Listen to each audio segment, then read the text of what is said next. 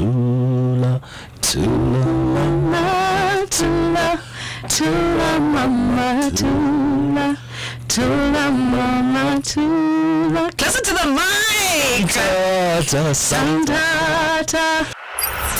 Did you listen to the Hot Breakfast this morning? Here's what you missed. For Rocky Day joining us in the studio today. What a refreshing voice. You heard the sounds earlier on. Singer, songwriter, presenter, storyteller, and international performer. Pilani Bubu's in the house. Pilani, sawubona. Sanibonani kunjani? Yebo njani? Siphila khonto. Ngiyaphila. Good. Yeah. Good to see you. Good to see you.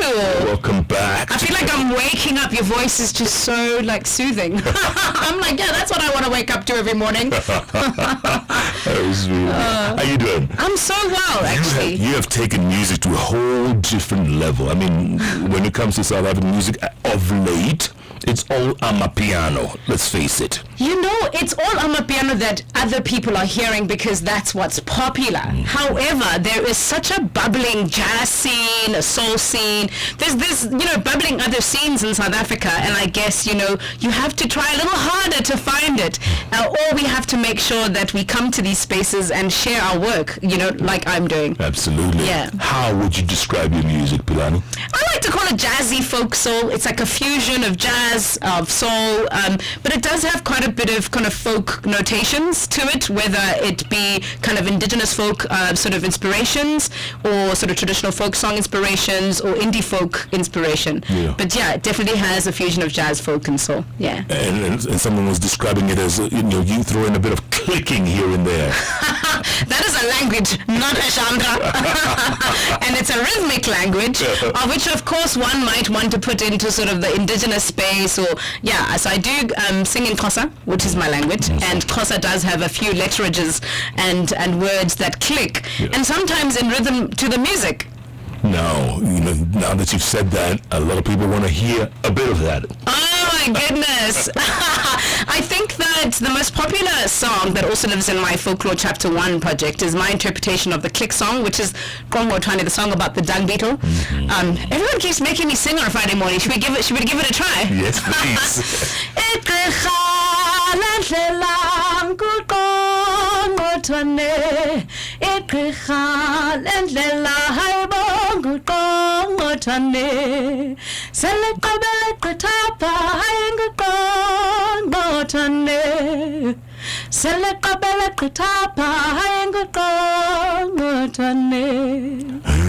My God.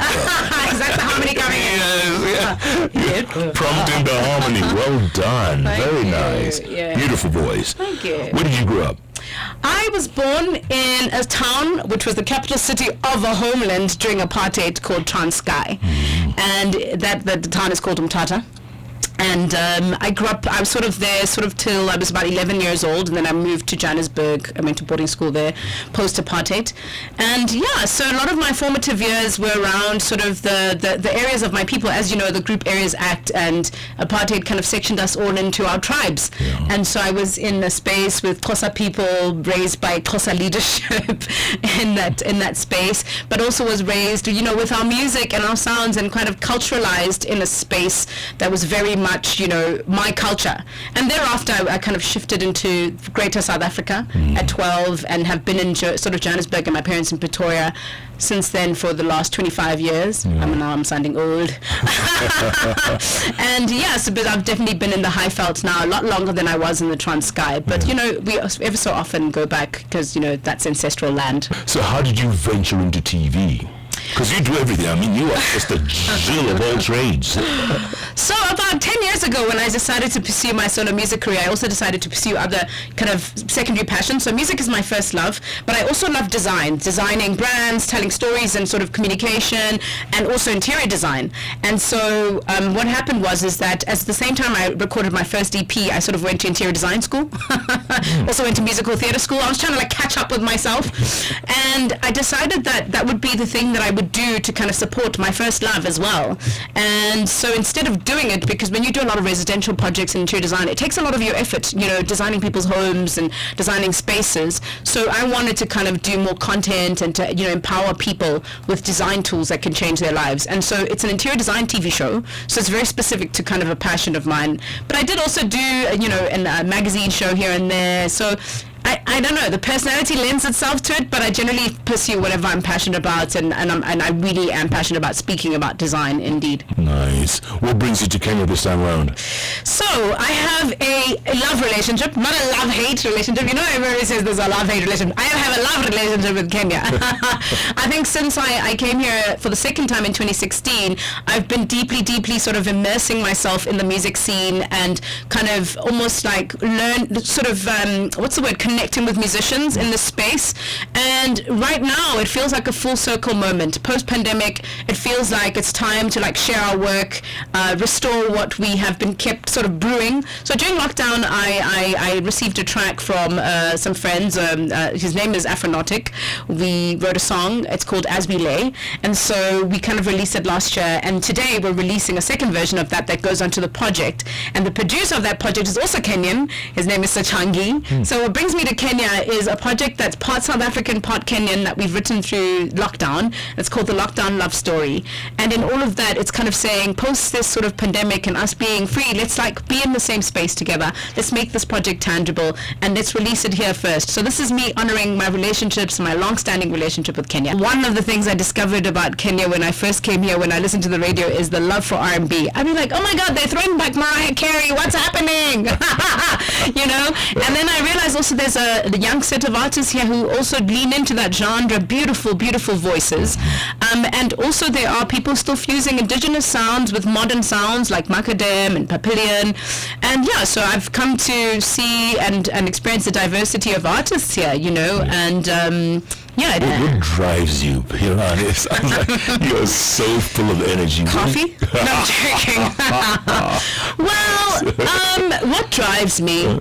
I was born into a family. I can't eliminate what I've been born into. When I ever feel so lazy, I think about my parents and how hardworking they were and how hardworking their parents were. So they were hardworking entrepreneurs. They never did one job. They never did one thing. And even if they had a job, they were running businesses at the same time. So I think my work ethic and my energy comes from, trying new things, not being scared to try new things, and also just jumping off the shoulder of giants and having the courage to do that.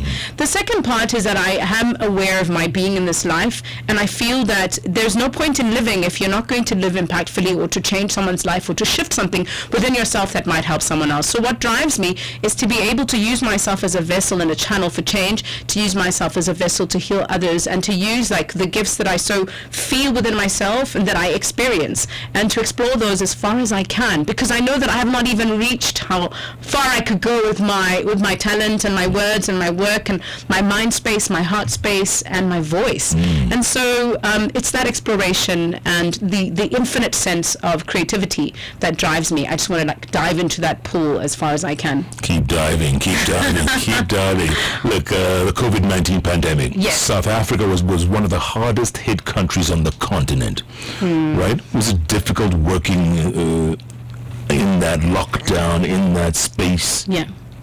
Well, for me personally, I've had a different journey. Like, I do feel that for the longest time, when you're a creative, you have projects sitting in your head. You have ideas. I mean, I see these flowers coming out of my head. It's kind of like going, I stopped to plant real seeds and to water them thoroughly so something could blossom and flourish in the way that I would like. So for me, the pandemic was the stop I was always looking for. I wanted to pause. I was like, everything is moving too fast, and I don't know whose cadence or pace am I running at. Am I even running to my own clock? So for me, it was a reset of my clock, and to figure out how I'm doing things and to prepare for a time post the pandemic. So I used the time like really to deepen in my craft, to do more, to read more, to explore more, to flesh out some ideas that have always been sitting with me, to create some structure in my life, to build a team around myself, to really be a lot more intentional about how I'm moving forward.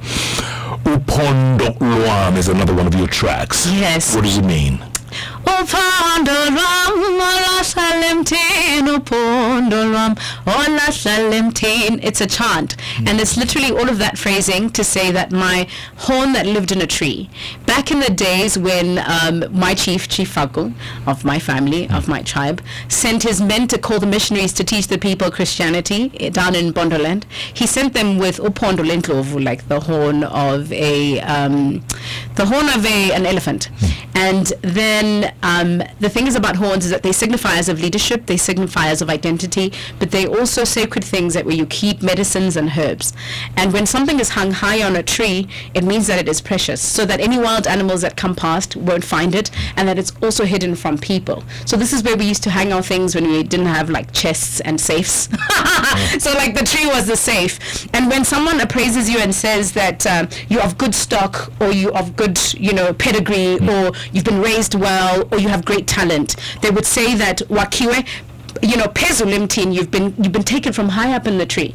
So for me, this chant, really has a lot of meaning, because the horn signifies so much within cultural identity, within my identity, and with the things that I should hold close to me. Kenya's really taken you, and you really fitting in, for lack of a better word, huh? When I say there's a love relationship, my first visit here, I realized also Kenyans too love South African music. I would be hearing pata pata everywhere.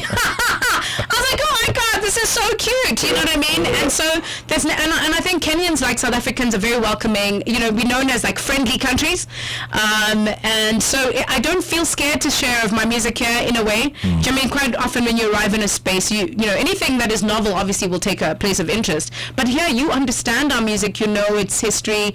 Do you know what I mean? Yeah. You kind of, it's not so foreign, it's familiar. Sure. Yeah.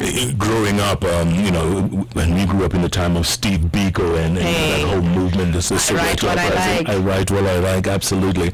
And the songs they would sing in funerals were so, it was so touching. Man. Tula, tula, mama, tula, tula, mama, tula, tula, mama, tula. Listen to the mic. Santata, Sambeda Ekaya, Wafika Wakana, Wati Wemamo. You know the one that Senzenina, Yo, Senzenina. Oh, that was so nobody can deny tears. That period. Have you traveled to other African countries? What? It is my thing. I am a Pan-Africanist. Yes, I absolutely have. I've been back and forth to Mozambique and connected with the creative scene there and performed there. Ghana, Nigeria, Angola, Kenya, and what else? Zimbabwe as well. Botswana. Yeah. No, I've seen this continent. Nice. I've tried my best. Have you, your thoughts on Lagos? Do you know, Lagos was my most traveled Lagos was the most traveled African city / Nigeria was my most traveled country on this continent for a long time. I'd been there 8 times. Wow. It's a buzz. You have to get into Lagos and assimilate. And be as aggressive, yes, and be as boisterous, yes, and carve your path and speak as loud. Hey, I beg, brother, are you parking me there or what? They don't get offended. You don't have to be polite. No. Yeah, it's like, are you turning left? Yes. No. Can you take me there? And it's not offensive. It's like if you're not going to state your ground there, then you're not going to get anywhere. And by night when everything calms down and you visit the bars and you perform in these little spaces and venues, and I've done also a festival there. I was like, it calms down and it's beautiful, and people have great intention. And whenever I feel like, I'm like feeling sorry for myself or anything, I always ask my friends, hey guys, how do you get it done there in Lagos? They're like, Pilani, I just get on with it. And it's always like my infamous thing about Lagos. People just get on with it. Absolutely. Just get on with it. We thank get God. It done. We thank God. We thank God. Yeah. And they move on. Yeah. And they get it done. Absolutely. Absolutely. Yeah. All right. Are there any artists you'd like to work with here in Kenya? I know you've worked with several. Viri, the storyteller, you were saying. Yes, Any other ones? Any in the works you can tell us? So people that I haven't really actually touched any sides and been able to be in the same room with to work are people like Lisa Aduo, people like Zinia Karoon. I haven't had a chance to kind of meet Sati Soul in person. That'd be interesting. Blinky Bill's come to a show of mine. Fenna, we've been trying to come into the same room. Fenna and I, we haven't. It's a beautiful day. Mother Nature came out to play. She's at the right-hand side of God. She creates. The woman in the village made. In her image they incubate. Mother Nature's call. We've got to do it all. Now you can drop the track.